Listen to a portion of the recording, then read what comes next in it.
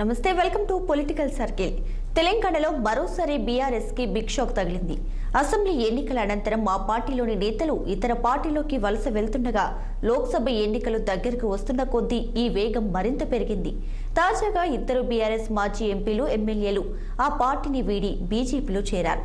అయితే ఇప్పటికీ అధికారం కోల్పోయిన బీఆర్ఎస్ పార్లమెంట్ ఎన్నికల్లో ఎలాగైనా సత్తా చాటాలని తీవ్రంగా ప్రయత్నిస్తుంది. ఈ సమయంలోనే పార్టీలోని కీలక నేతలు జంప్ కావడం కారు పార్టీలో మరింత కలకలం రేపుతుంది. అటు చేరికలతో రాష్ట్రంలో బీజేపీ బలం పెరుగుతుంది.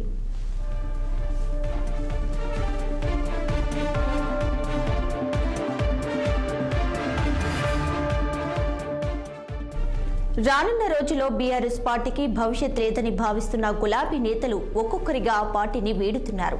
ఇందుకు ఒక్కొక్కరు ఒక్కో కారణాన్ని ఎంచుకుంటున్నారు. కేసీఆర్ పట్టించుకోవడం లేదని, కేటీఆర్ తీరు మారలేదని, కుటుంబ పాలిటిక్స్ అని, జిల్లాలో సీనియర్ల పోరు పడలేకపోతున్నామని, తమను పట్టించుకోవడం లేదని చెబుతూ పార్టీకి గుడ్ బై చెబుతున్నారు. కేటీఆర్ సమక్షంలోని కామారెడ్డి కార్యకర్తల మీటింగ్లో కొమ్ముల తిరుమల రెడ్డి, మాజీ ఎమ్మెల్యే గంప గోవర్ధన్ కు చెందిన కార్యకర్తలు గొడవకు దిగారు. ఇలా అన్ని నియోజకవర్గాల్లోనూ జరుగుతున్న అధిష్టానం వాటికి పరిష్కారం చూపడం లేదని కారు పార్టీ నేతలు ఆరోపిస్తున్నారు.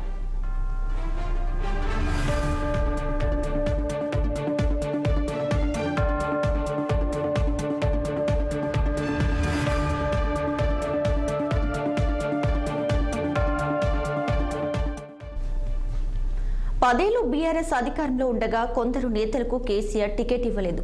మరికొందరికి ఆశ కల్పించి హ్యాండ్ ఇచ్చారు. టికెట్ వచ్చి ఓటమి పాలైన వారు అధినేత వద్ద తమ గూడును వెళ్లబోసుకుందామంటే ఆయన స్పందించడం లేదు. దీంతో పార్టీలో కొనసాగితే తమకు గుర్తింపు ఉండదని, ప్రస్తుతం పార్టీకి భవిష్యత్ లేదని భావించి ఇంకొందరు పార్టీని వీడుతున్నట్లు టాక్ వస్తుంది.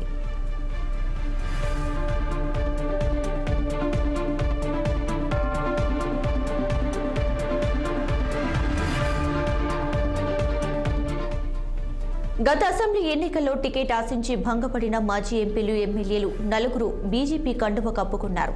ఆ లిస్టులో ఇద్దరు మాజీ ఎంపీలు సీతారాం నాయక్, నగేష్, ఇద్దరు మాజీ ఎమ్మెల్యేలు శానంపూడి సైదిరెడ్డి, జలగం వెంకట్రావులు ఉన్నారు. వీరంతా పార్టీ రాష్ట్ర వ్యవహారాల ఇన్ఛార్జ్ తరుణ్ చుగ్, రాజ్యసభ సభ్యుడు లక్ష్మణ్, ఎమ్మెల్యే ఏలేటి మహేశ్వరరెడ్డి సమక్షంలో కాషాయ తీర్థం పుచ్చుకున్నారు. పెద్దపల్లి జిల్లాకు చెందినటువంటి కాంగ్రెస్ నేత గోమాస శ్రీనివాస్ కూడా బీజేపీలో చేరారు.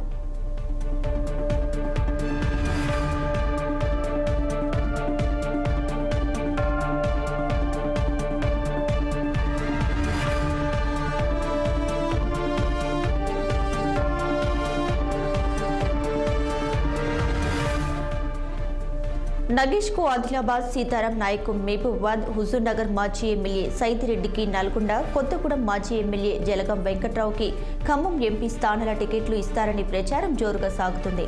బీజేపీ ప్రకటించిన మొదటి జాబితాలోనూ ఈ 4 స్థానాలకు అభ్యర్థులను ప్రకటించలేదు. దీంతో వీరికి టికెట్లు కన్ఫర్మ్ అని టాక్ ఉంది. రానున్న రోజుల్లో మరికొంతమంది బీఆర్ఎస్ ను వీడుతారన్న ప్రచారం ఆ పార్టీని కలవరపెడుతుంది.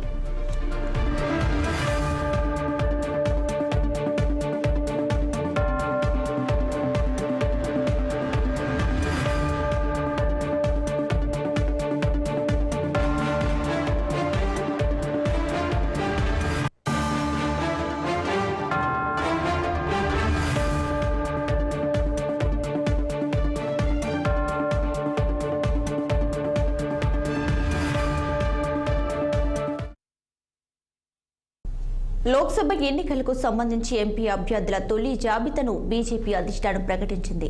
తెలంగాణ నుంచి 9 స్థానాలకు అభ్యర్థులను ఖరారు చేసింది. 3 సిట్టింగ్ ఎంపీలకు మళ్లీ పోటీ చేసేందుకు అవకాశం కల్పించింది. అయితే ఎస్టీ రిజర్వ్ అయిన ఆదిలాబాద్ స్థానాన్ని పెండింగ్లో పెట్టడం చర్చకు దారితీస్తుంది. సిట్టింగ్ ఎంపీగా ఉన్న సోయం బాపురావు పేరును ప్రకటించకపోవడంపై రాజకీయ వర్గాల్లో తీవ్ర చర్చ సాగుతుంది.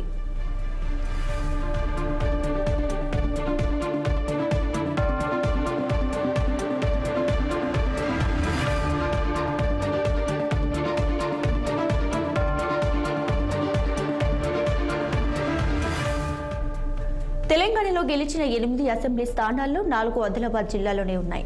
అందుకే ఇక్కడ ఎంపీ సీటును గెలుచుకునేందుకు కమలం పార్టీ కసరత్తు చేస్తుంది. పార్టీ పరంగా ఆదిలాబాద్ టికెట్ విషయంలో ముందు నుంచి రకరకాల ప్రచారాలు సాగుతున్నాయి. ఈ పార్లమెంట్ సెగ్మెంట్లోని బీజేపీ ఎమ్మెల్యేలు సోయం బాపురావుని వ్యతిరేకిస్తున్నారనే ప్రచారం విస్తృతంగా ఉంది.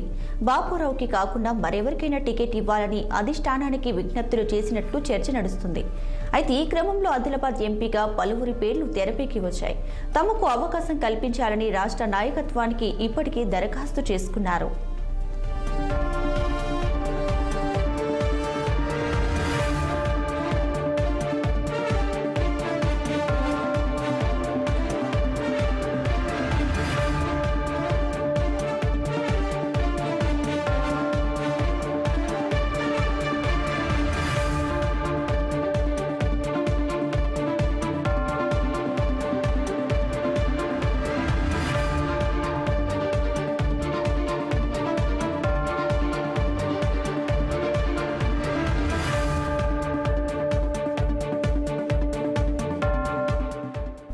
ఇదిలా ఉంటే ఆదిలాబాద్ విషయంలో కొన్నాళ్ళకు ఆదివాసీ వర్సెస్ లంబాడి వివాదం నడుస్తుంది.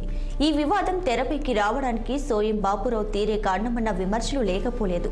అంతేకాదు మొన్న మధ్య ఎంపీ ఫండ్స్తో సొంత ఇల్లు కట్టుకున్నారని చెప్పి సెల్ఫ్ గోల్ అయ్యారు సోయం. ఈ క్రమంలో సోయంపై వ్యతిరేకతతో పాటు ఆదివాసీ లంబాడి సామాజిక వర్గాల బ్యాలెన్స్ కోసం బీజేపీ హైకమాండ్ కసరత్తు చేస్తున్నట్లు ప్రచారం జరుగుతుంది. ఈ లెక్కన ఆదిలాబాద్కి మరో ఎస్టీ రిజర్వ్డ్ అయిన మహబూబాబాద్ లోక్సభ స్థానానికి లింక్ ఉంది. మహబూబాబాద్లో లంబాడ అభ్యర్థిని బరిలోకి దించుతారని, ఆదిలాబాద్లో ఆదివాసీ అభ్యర్థికి ఛాన్స్ ఇవ్వనున్నట్లు బీజేపీ నేతలు కొందరు చెప్పుకొస్తున్నారు.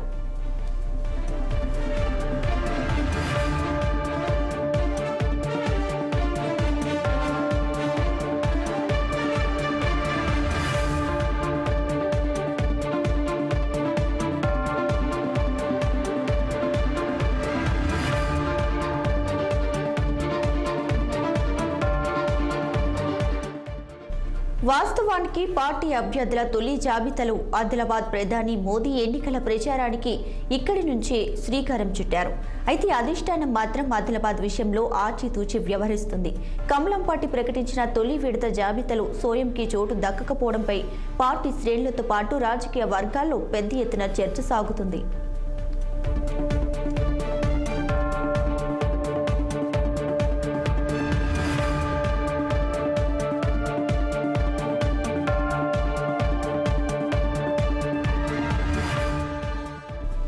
మరోవైపు ఆదిలాబాద్ మాజీ ఎంపీ నగేష్ కాషాయత్ పార్టీ తీర్థం పుచ్చుకున్నారు. బీఆర్ఎస్ ను వీడి బీజేపీలోకి వచ్చిన ఆయనకే ఎంపీ టికెట్ ఇస్తారని కూడా ప్రచారం జరుగుతుంది. దీంతో నగేష్ చేరిక ఆదిలాబాద్ బీజేపీలో తీవ్ర కలవరాన్ని రేపుతుంది. నగేష్ ను బీజేపీలో చేర్చుకోవడాన్ని మెజారిటీ కమలం పార్టీ శాసనసభ్యులు వ్యతిరేకిస్తున్నారు. ఈ క్రమంలోనే నగేష్ ను వ్యతిరేకిస్తున్న కొందరు బీజేపీ నేతలు హస్తిన బాట పట్టారు. ఇదే సమయంలో నగేష్ చేరికపై అభ్యంతరాలను ఆదిలాబాద్ బంజారా నేతలు అధిష్టానం దృష్టికి తీసుకువెళ్లారు.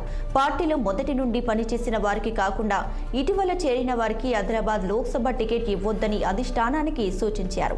దీంతో రెండో జాబితాలో సిట్టింగ్ ఎంపీకే ఛాన్స్ ఇస్తారా లేక మరో వ్యక్తికి టికెట్ కేటాయిస్తారా అన్నది సస్పెన్స్ గా మారింది.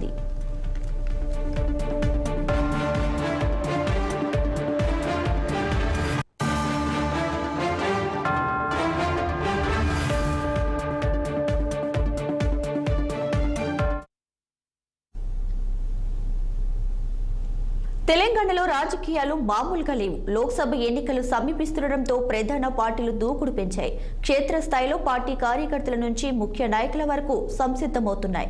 ఈ నేపథ్యంలోనే ఓవైపు అధికార ప్రతిపక్ష నేతల మధ్య మాటల యుద్ధం నడుస్తుంటే మరోవైపు బీజేపీ నేతల ఛాలెంజ్లు ఆసక్తిని అంతకంతకు పెంచుతున్నాయి.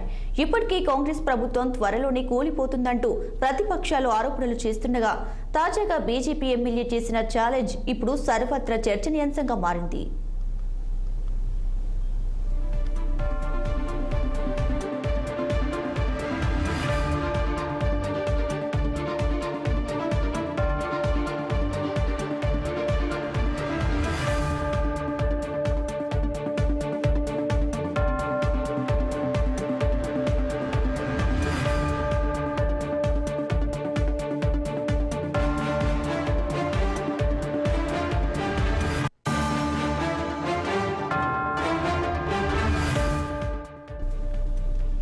ఇక ఎన్నికల్లో ఓడిపోతే రాజకీయ సన్యాసం తీసుకుంటానని ఛాలెంజ్ చేసి మరీ ఒక సీఎం అభ్యర్థిని ఒడగొట్టిన కామారెడ్డి బీజేపీ ఎమ్మెల్యే కాటిపల్లి వెంకట రమణారెడ్డి ఇప్పుడు మరో సంచలన సవాల్ విసిరారు. 2028లో బీజేపీ ప్రభుత్వం వస్తుందని, అప్పుడు తానే ముఖ్యమంత్రిని అవుతానంటూ సంచలన వ్యాఖ్యలు చేశారు. ప్రస్తుతం అదే ప్లాన్లో ఉన్నానని, ఖచ్చితంగా అవుతానని, విడిచిపెట్టేది లేదని, ఇట్స్ మై ఛాలెంజ్ అంటూ కాటిపల్లి వెంకట రమణారెడ్డి కీలక కామెంట్లు చేశారు.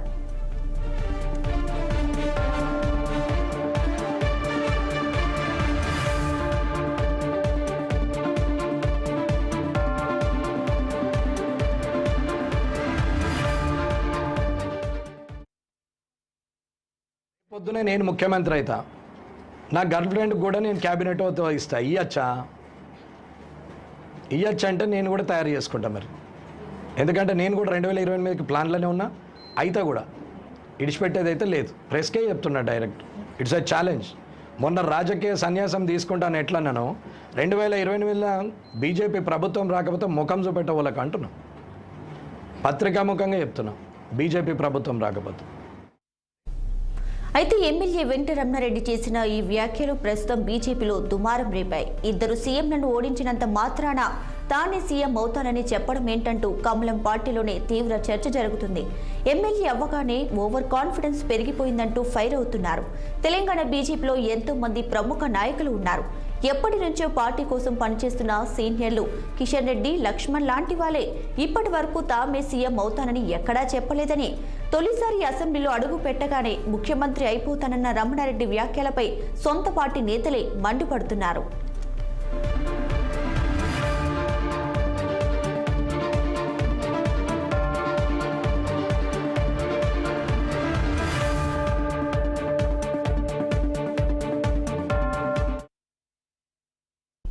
పార్లమెంట్ ఎన్నికలు సమీపిస్తుండటంతో తెలంగాణ రాజకీయాలు ఆసక్తిని రేపుతున్నాయి. ఇప్పటికే ప్రధాన పార్టీలు మొదటి జాబితాలో భాగంగా అభ్యర్థులను ప్రకటించాయి. ఈసారి ఎన్నికల్లో పొత్తులు కీలకం కానుండటంతో రాజకీయ వర్గాల్లో చర్చనీయాంశమవుతుంది. కాంగ్రెస్ పార్టీ సిపిఐతో గత ఎన్నికల మాదిరిగానే పొత్తు పెట్టుకుంటుండగా బీఆర్ఎస్ బీఎస్పీతో జతకడుతుంది. ఈ నేపథ్యంలో ఈ ఇరు పార్టీల కలయిక హాట్ టాపిక్ గా మారింది. పొత్తు ఉంటుందా లేదా అనే విషయమై BSP chief RS Praveen Kumar మరోసారి క్లారిటీ ఇచ్చేశారు.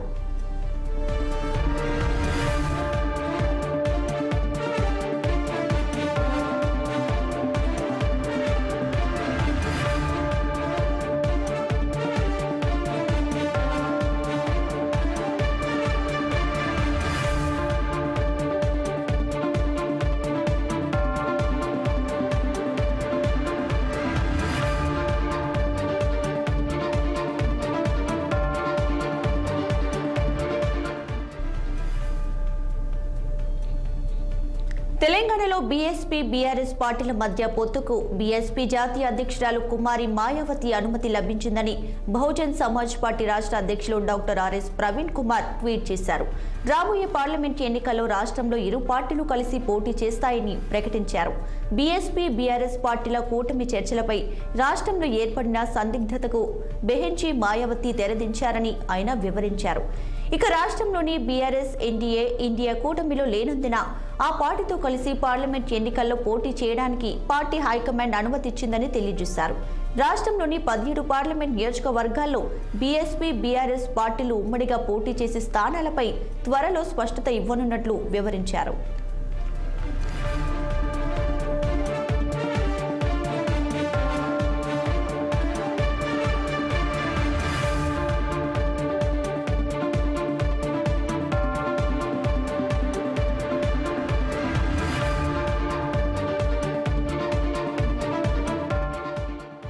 బీఎస్పీ బీఆర్ఎస్ కూటమి కలిసి పోటీ చేసే స్థానాలపై త్వరలోనే సంయుక్త ప్రకటన ఉంటుందని తెలిపారు. ఇరు పార్టీల మధ్య సీట్ల పంపకాలు, ఉమ్మడి భవిష్యత్ కార్యాచరణను త్వరలోనే సంయుక్తంగా వెల్లడిస్తామన్నారు. అయితే ఇప్పటికే 17 స్థానాల్లో 5 స్థానాలను బీఆర్ఎస్ అధినేత కేసీఆర్ ప్రకటించారు. ఖమ్మం, మహబూబ్ నగర్, కరీంనగర్, పెద్దపల్లి, మహబూబాబాద్ స్థానాలకు అభ్యర్థులను ఖరారు చేశారు. ఇక మిగిలిన 12 స్థానాల్లో బీఎస్పీకి ఎన్ని సీట్లు ఇస్తారన్నది ఉత్కంఠ రేపుతుంది. మరోవైపు నాగర్ కర్నూల్, వరంగల్ స్థానాలు బీఎస్పీ తీసుకుంటుందని జోరుగా ప్రచారం జరుగుతుంది.